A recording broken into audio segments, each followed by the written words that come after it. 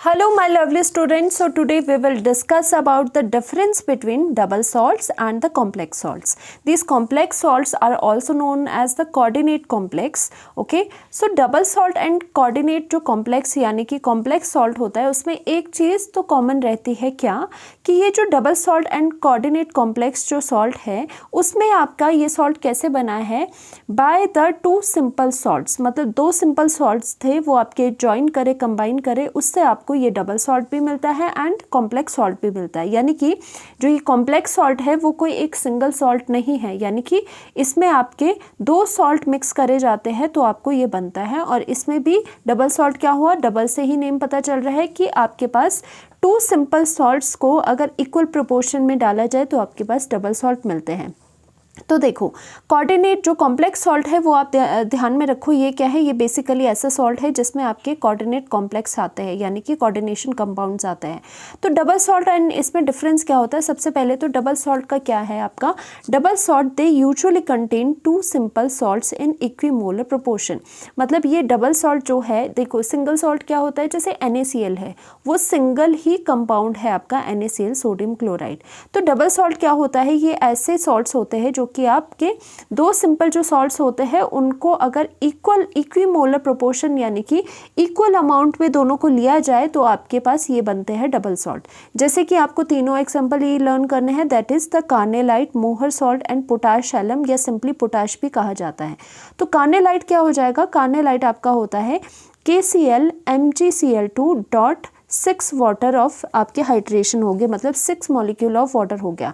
So now देखो यहाँ पर जो KCl है एंड MgCl2 है ये आपके पास क्या है, ये आपके पास सिंगल सॉल्ट्स है, टू सिंपल सॉल्ट है, potassium chloride and magnesium chloride, these are the simple salts. तो अब इन सिंपल सॉल्ट्स को अगर इक्विमोलर प्रोपोर्शन यानी कि अगर आप एक यूनिट KCl का लेते हो तो आपने एक ही यूनिट MgCl2 का ले रखा है। देखो इस तरह से हम इसको समझते हैं, यानी कि ये कैसे बना होगा आपके पास, ये ऐसे बना है कि KCl का हमने 1 मोल ले लिया एंड MgCl2 का भी हमने क्या लिया, 1 मोल लिया और साथ में उसमें वाटर डाल दिए H2O। तो आपके पास क्या हुआ, तो आपके पास KCl dot MgCl2 dot 6H2O बन गया और इसका नाम क्या है, दिस इज योर कार्नेलाइट। ये कार्नेलाइट है जो कि आपका डबल सॉल्ट होता है। डबल सॉल्ट क्यों, बिकॉज इसमें two simple salts equimolar proportion में आ रहे हैं, तो ये हो गया आपका डबल सॉल्ट और ये होता है कार्नेलाइट हो गया। जैसे कि आपका मोहर सॉल्ट हो गया, ये भी आपका इंपॉर्टेंट है। मोहर सॉल्ट में क्या है आपका दो डबल सॉल्ट है, यानी कि आपका दो सिंपल सॉल्ट है, यानी कि FeSO4 एक सॉल्ट है, अमोनियम सल्फेट भी दूसरा सॉल्ट है, उनको कंबाइन करा है इक्वल प्रोपोर्शन में तो आपके पास मोहर सॉल्ट आ गया। पोटाश एलम क्या होता है, K2SO4 यानी कि पोटाश यानी कि पोटाशियम एंड एल्यूमिनियम। देखो पोटाश एलम, तो पोटाश का पोटाशियम आ गया, एलम का एल्यूमिनियम आ गया। दोनों के ही सॉल्ट कौन से होते हैं, सल्फेट सल्फेट के साथ लिए जाते हैं। तो और साथ में डॉट 24 वाटर के मॉलिक्यूल्स होते हैं, ये याद रखना है। तो इसमें क्या होता है आपको पता है कि इक्विमोलर प्रोपोर्शन में आता है हमेशा, तो ये 1 मोलर है, ये भी 1 मोलर है। इस तरह से ये पोटाश एलम बन गया। ऑन द अदर हैंड इसका फॉर्मूला ऐसे भी लिख सकते हो या सम बुक्स में इसका फॉर्मूला ऐसे भी हो सकता है, दोनों ही ठीक है। अब इसमें क्या करा गया है, इसमें आपको 2 से डिवाइड करा गया है हर चीज़ को, यानी कि 24 जो वाटर मॉलिक्यूल्स थे उसको 12 कर दिए, यानी कि उससे क्या कर दिया, उससे डिवाइड कर दिया 2 से। वैसे ही आपका K2 है तो K2 का सिर्फ K लिखोगे, एल्यूमिनियम 2 है तो एल्यूमिनियम का 1 ही लिखोगे। सल्फेट यहाँ पे क्या है, सल्फेट यहाँ पे 3 है और 1 यहाँ पे सल्फेट है, तो टोटल सल्फेट कितने हो गए 4। तो इसका सल्फेट का क्या आ गया, डिवाइडेड बाय 2 करो तो उसका 2 आ गया, यानी कि ये कॉम्पैक्ट फॉर्म है, ये इलेबोरेटेड फॉर्म है। दोनों ही पोटाश एलम के लिए ठीक है, दोनों ही आप बोल सकते हो कि ये वाला भी फॉर्मूला करेक्ट है, ये वाला भी फॉर्मूला करेक्ट है। यानी कि हमने डबल सॉल्ट में किया, दो सिंपल सॉल्ट इक्विमोलर प्रोपोर्शन में अगर डाले जाए तो आपके पास ये डबल सॉल्ट मिल जाते हैं। अब कॉम्प्लेक्स सॉल्ट में क्या होता है, the simple salts from which they are formed may और may not be equimolar proportions. तो देखो जिससे ये सॉल्ट्स बने हैं आपके, ये वाला जो सॉल्ट है K4FeCN6, आप देखोगे यहाँ पर जो आपने सिंपल सॉल्ट से इसे बनाया है वो इक्वल प्रोपोर्शन में भी हो सकता है और अनइक्वल प्रोपोर्शन में भी हो सकता है। तो आपके पास ये वाला बन जाता है कोऑर्डिनेट कॉम्प्लेक्स, यानी कि कॉम्प्लेक्स सॉल्ट बन जाता है। और इसमें मेन बात क्या होती है, ये आपका एक कोऑर्डिनेशन स्फीयर होता है। अब ये तो इनकी डेफिनेशन होगी एंड फॉर्मूलाज हो गए जो आपको ये तीनों याद रखने हैं, बट इसमें मेन बात क्या होती है, जो डिस्टिंग्विशेबल फैक्टर है, दैट मीन्स जो डबल सॉल्ट होते हैं वो डिसोसिएट करते हैं completely into ions in water. यानी कि अगर इसे पानी में डालोगे, सपोज जो आपका डबल सॉल्ट है, जो आपका ये डबल सॉल्ट है, अगर इसे आप पानी में डालोगे, यहाँ पे पानी में डालोगे तो ये कम्प्लीटली आयनाइज करेगा। सपोज हमने मोहर सॉल्ट को हमने पानी में डाल दिया, तो मोहर सॉल्ट क्या करेगा, मोहर सॉल्ट में जितने भी आयंस है उतने आयंस में ये टूट जाएगा, यानी कि Fe2 पॉजिटिव आयन आएगा, सल्फेट आयन में टूट जाएगा एंड अमोनियम आयन में NH4 पॉजिटिव में टूट जाएगा एंड बहुत सारे सल्फेट आयन आपको मिलेंगे।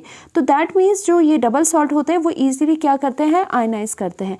ऑन द अदर हैंड जो कॉम्प्लेक्स वाले होते हैं, कॉम्प्लेक्स वाले आयंस होते हैं, वो आपके आयनाइज नहीं करते। सपोज कोई कॉम्प्लेक्स ऐसा है और यहाँ पर सपोज कोई X है, यहाँ पर X3 है, तो जो ये कोऑर्डिनेट कॉम्प्लेक्स है, जब भी इसे वाटर में डाला जाएगा तो हमेशा आपको याद रखना है, जो ये कोऑर्डिनेट कॉम्प्लेक्स है आपका, ये कभी भी आयनाइज नहीं करेगा, ये इंटैक्ट रहेगा, कभी भी इसको आयनाइज नहीं करना है, ये आयन नहीं देगा, यानी कि ये फर्दर डिवाइड नहीं होगा, बल्कि जो आपका काउंटर आयन होता है, जो आपके कोऑर्डिनेट जो स्फीयर है उसके बाहर जो प्रेजेंट होता है, येस, वो आपके आयनाइज करवा देगी, बट ये कम्प्लीटली आयनाइज नहीं होता। फर्दर जो आपका कोऑर्डिनेट कॉम्प्लेक्स है वो इंटैक्ट रहता है, बाकी नहीं आयनाइज करता। तो वही चीज़ हम यहाँ पर कर रहे हैं कि यहाँ पर K4, सपोज यहाँ से स्टार्ट करते हैं, आपने ये KCl MgCl2.6H2O क्या है, this is your carnallite, this is your carnallite, ये आपका कार्नेलाइट है। तो अगर इसको डिसोसिएट करना है, यानी कि इसे वाटर में डाला जा रहा है, तो वाटर में डाल के आपके पास क्या क्या चीज़ें आएगी, यहाँ पर आएगा आपका K पॉजिटिव, यहाँ पर आपका K पॉजिटिव मतलब पोटाशियम आयंस भी है, क्लोराइड आयंस आपको मिल जाएगी, एक मैग्नीशियम आयन, इसका ये कैसे डिसोसिएट करेगा, Mg2 पॉजिटिव में, एंड 2 यहाँ पे क्या है, क्लोराइड आयन आपको मिल जाएगी, यानी कि आपको 2 3 4 5 आयंस आपको मिल जाएगी, यानी कि कंप्लीट डिसोसिएशन होगी इनटू इट्स आयंस या फिर into its constituent particles. On the other hand अगर आप यहाँ पे एक कोऑर्डिनेट सॉल्ट ले रहे हो, यहाँ पे कंप्लीट डिसोसिएशन नहीं होगी। डिसोसिएशन कैसे होगी, आपको सिर्फ ये देखना है, देखो जो आगे मैंने आपको कहा है कि जो आगे वाला पार्ट होता है वो हमेशा पॉजिटिव होता है, पीछे वाला पार्ट नेगेटिव होता है। तो अगर ये आयनाइज करेगा तो आपका जो कोऑर्डिनेट स्फीयर है, यानी कि पीछे वाली चीज़ है, वो तो फर्दर आयनाइज नहीं करती, ये तो बात सही है। तो यहाँ पर क्या हो जाएगा, जो आपका पोटाशियम है, पोटाशियम क्या आएगा, इस पर पॉजिटिव साइन आ जाएगा और आपके पास ये कितना आ जाएगा, this is your 4 negative, but यहाँ पर आपके कितने आयंस हो गए, ये 4 पोटाशियम के आयंस हो गए, यानी कि आपको पोटाशियम आयंस एंड ये वाला पूरा कोऑर्डिनेट कॉम्प्लेक्स का आयन मिलेगा। फर्दर ये डिवाइड नहीं होगा, फर्दर ये आयनाइज नहीं होगा, इसीलिए यहाँ पे कंप्लीट डिसोसिएशन नहीं होती, यहाँ पे कंप्लीट डिसोसिएशन हो जाती। देखो थोड़ा बहुत आयनाइज तो हो गया, वो तो चलता है, बट आपका जो मेन था कोऑर्डिनेट कॉम्प्लेक्स वो आपका फर्दर आयनाइज नहीं करा। तो यही बात होती है, ये मेन डिफरेंस होता है in the double salt and the complex salt. So ये पॉइंट बहुत इंपॉर्टेंट है आपका।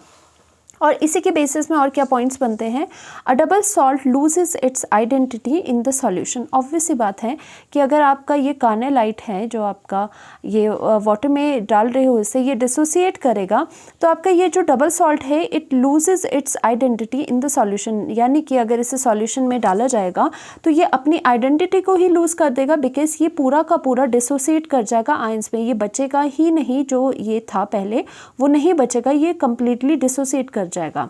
ऑन द अदर हैंड जो आपका ये वाला है, जो आपका कोऑर्डिनेट कॉम्प्लेक्स है, उसमें क्या है, उसमें फिर भी आपका जो कोऑर्डिनेट स्फीयर है, जो आपका ये कोऑर्डिनेट स्फीयर है, वो फिर भी आपका इंटैक्ट रहेगा, एज इट इज़ रहेगा। Now coordinate compound retains it's identity in its solution, यानी कि अगर सॉल्यूशन में भी इसे डाला जाए तो ये अपनी आइडेंटिटी को रिटेन करके रहेगा, मतलब वो एज इट इज़ उसकी आइडेंटिटी रहेगी, फर्दर ये डिसोसिएट नहीं करेगा।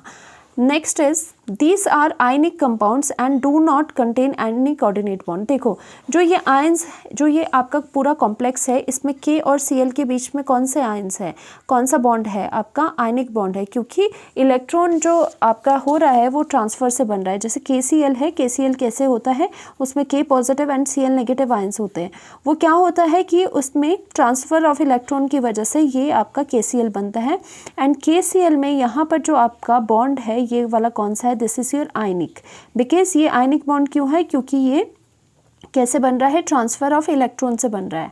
On the other hand obvious सी बात है इसमें कोई कोऑर्डिनेट बॉन्ड नहीं होगा। ऑन द अदर हैंड जो आपका ये है, इट मे और मे नॉट बी आयनिक। ये आयनिक भी हो सकता है, नहीं भी हो सकता। बिकॉज क्यों आयनिक क्यों हुआ, आयनिक ये वाला पार्ट आयनिक होगा कि ये K पॉजिटिव एंड इस वाले आयन में टूट रहा है, तो ये बाहर वाला जो पार्ट है वो तो आयनिक है, बट जो ये अंदर है यानी कि कोऑर्डिनेट स्फीयर के जो अंदर है कॉम्प्लेक्स पार्ट, जो कॉम्प्लेक्स पार्ट क्या होता है, कॉम्प्लेक्स होता है ये वाला कॉम्प्लेक्स, ये वाला कॉम्प्लेक्स, उसके अंदर जो भी बॉन्ड होगा it is always and always coordinate bond, it is not at all ionic.